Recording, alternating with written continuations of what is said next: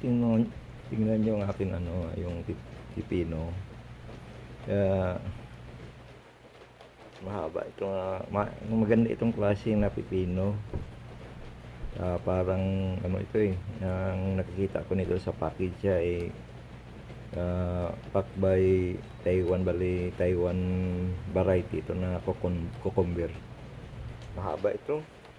Noong una kong doon sa isang subdivision, lumapas pa ito sa ice plastic wrapper na 16 by 3 ito. 16 by 3 ito na wrapper. Sobrang ano pa ito, linghod pa ito. Sobrang linghod pa ito ang pipino. Aabot na siya sa mga 8 inches.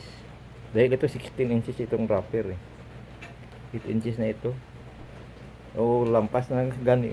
Siguro lampas na ito sa 8 inches.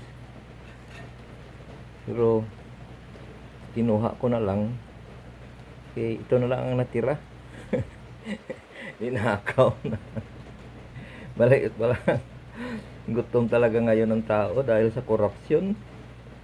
Magnanakaw kasi ang Pangulo, pangalawang Pangulo, gano'n din. Puro sila magnanakaw. Ang taong bayan gutom. Sobrang mahal ang bilihin.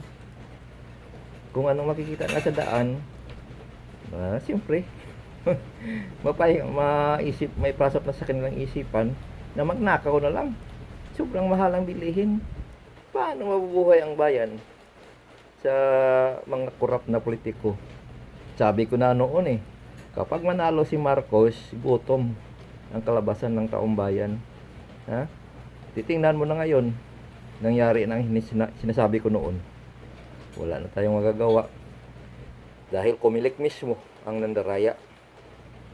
Pinatay na tayo sa kumilik. Ang taong bayan ay pinatay ng kumilik. Dapat sila parusahan. Salamat po.